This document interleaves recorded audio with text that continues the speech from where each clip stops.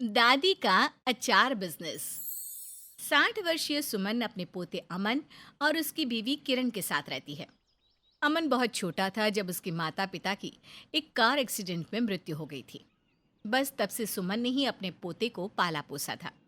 ऐसे ही एक दिन सुमन छत पर अचार बना रही होती है कि तभी वहां किरण आती है। दादी, आप फिर धूप में आ गई अचार बनाने। आपकी तबीयत खराब हो जाएगी। बहू, तू मेरी फिक्र मत कर। पिछले 40 साल से मैं धूप में बैठकर अचार बना रही हूँ। मुझे कुछ नहीं होगा। अच्छा चल, अब मेरी थोड़ी मदद करवा दे। हाँ दादी, क्यों नहीं, बताइए। मैंने सारे ना आम काट दिए हैं और हल्की धूप भी लगा दी। तू बस इसमें मसाला भर दे। अब किरण अपनी दादी सास की अचार बनाने में मदद करने लगती है।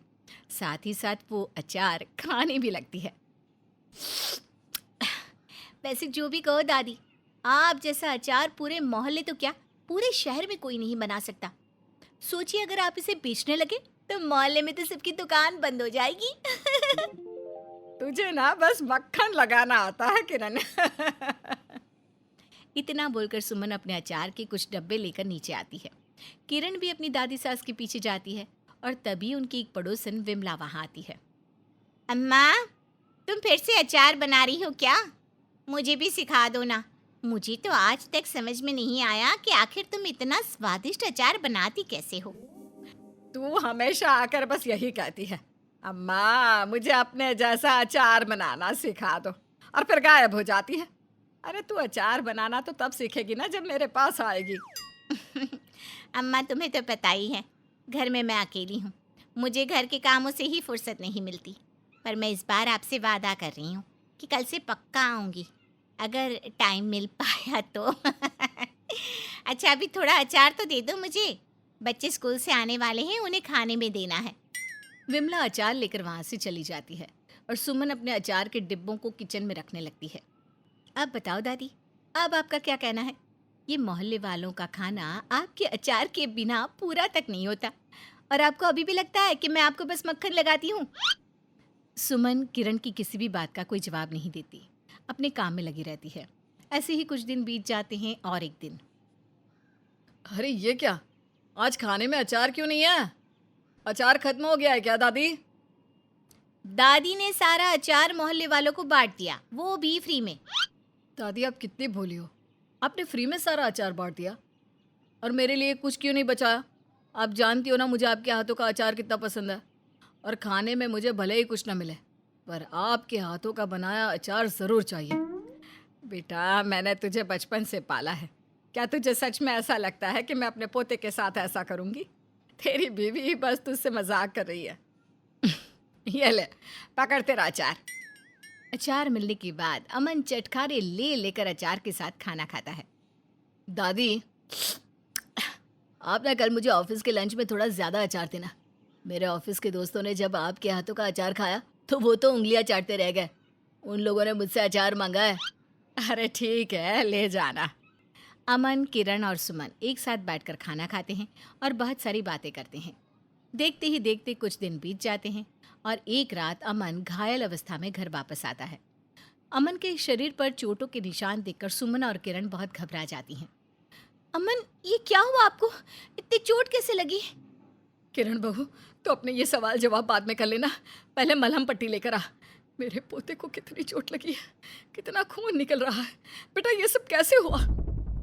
मैं जब ऑफिस से आ रहा था तो रास्ते में कुछ गुंडों ने मेरी बाइक को टक्कर मारी।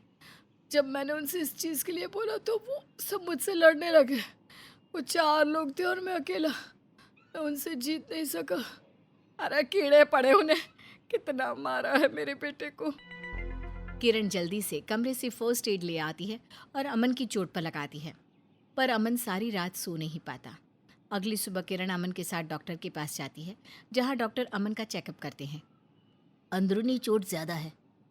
वो तो भगवान का शुक्र था कि इनकी रीढ़ की हड्डी नहीं टूटी, वरना ये ज़िंदगी भर के लिए अपाहिज हो सकते थे। वैसे मैंने इनकी कमर की पट्टी कर दी है और पैर में बैंडेज भी लगा दिया है। अब 5 से 6 महीने इन्हें बिल्कुल बेड रेस्ट करना होगा। क्या, 5 महीने? पर डॉक्टर, अगर मैं 5 महीने घर बैठ गया तो मेरी नौकरी चली जाएगी, और मेरा घर मेरी ही सैलरी से चलता है। अमन जी, अगर आप चाहते हैं कि आप जल्द से जल्द ठीक हो जाए तो आपको अपना ख्याल रखना ही होगा। कुछ देर बाद किरण और अमन घर आते हैं और जब ये बात सुमन को पता चलती है तो वो भी सोच में पड़ जाती है। ऐसे ही 1 महीना बीत जाता है। अमन की नौकरी भी छूट जाती है। अब तो घर खर्च चलाना भी मुश्किल होता जा रहा था। ऐसे ही एक दिन पड़ोसन उनके घर आती है। अम्मा, मेरे घर में ना अचार खत्म हो गया है, क्या आप थोड़ा अचार दे सकती हो? अचार चाहिए? अच्छा तू यहीं रुक, मैं अभी लेकर आती हूँ। माफ़ कीजिएगा आंटी जी, पर अब अगर आपको अचार चाहिए तो उसके पैसे देने पड़ेंगे। आधा किलो के 50 रुपये और 1 किलो के 100। किरण बहू, अब तू हमसे पैसे लेगी? हाँ आंटी जी, क्योंकि अब हमारे घर की आर्थिक स्थिति पहले जैसी नहीं है और मैंने डिसाइड किया है कि मैं और दादी अपना खुद का अचार बिजनेस करेंगे। इस तरह से किरण विमला से अचार के बदले पैसे लेती है और विमला के जाने के बाद अपनी दादी सास से कहती है, दादी, हमारे घर की आर्थिक स्थिति बहुत खराब है। न जाने अमन जी कब तक ठीक होंगे। अब हम दोनों को ही मिलकर घर की जिम्मेदारी उठानी होगी। इसलिए मैंने सोचा है कि हम आपके हाथों से बना अचार बेचेंगे। मुझे पूरा यकीन है कि ये आइडिया ज़रूर काम करेगा। पर बहू, कोई मेरे हाथों का बना अचार क्यों खरीदेगा? मुझे डर लग रहा है अगर काम नहीं चला तो। दादी, डर के आगे जीत है। ये तो मैं नहीं जानती कि हमारे बिजनेस को चलने में कितना समय लगेगा और आगे क्या होगा, पर मैं कोशिश करने से पहले हार नहीं मान सकती। आप बस मेरा साथ दीजिए। सुमन किरण की बात मान जाती है और घर में बैठकर बहुत सारा अचार बनाती है। वहीं दूसरी ओर किरण अचारों को लेकर बाजार में बेचने जाती है, पर उसके अचार नहीं बिकते। किरण को कुछ समझ में नहीं आ रहा था। एक दोपहर किरण अचार लेकर घर से निकल रही होती है कि उसके घर पर LIC वाला आता है, जो उसे LIC खरीदने के लिए काफ़ी कन्विंस कर रहा होता है। ये देखकर किरण के दिमाग में एक नया आइडिया आता है और वो तुरंत दादी सास के पास जाती है। दादी, मैंने सोच लिया है कि हम अपना अचार कैसे बेचेंगे। हमारे मोहल्ले के सभी लोग आपसे अचार मांगते हैं ना। बस अब हम अपना ये बिजनेस बाहर से नहीं बल्कि घर से शुरू करेंगे और मुझे पूरा विश्वास है कि हमारा बिजनेस चलेगा। अब किरण बाजार के साथ लोगों के घर घर जाकर उन्हें अचार खरीदने के लिए कन्विंस करती है। वो लोगों को पहले अचार का फ्री सैंपल देती और बाद में ऑर्डर के लिए जाती। इस तरह बहुत जल्द किरण की ये तरकीब काम कर जाती है। वाह वाह बहू वाह, तेरी तरकीब तो काम कर रही है। बिक्री काफी अच्छी बढ़ रही है। इस तरह से किरण के कुछ ग्राहक बन जाते हैं। ग्राहक बनने के बाद किरण बाजार में जाकर अपना अचार बेचती है। बहुत जल्द किरण के अचार बाजार में भी बिकने लगते हैं और इस तरह से सुमन और किरण का बिजनेस चल पड़ता है। समय बीतता है, अब अमन भी ठीक हो जाता है, जिसके बाद पूरा परिवार मिलकर अपनी इस अचार के बिजनेस को आगे बढ़ाता है।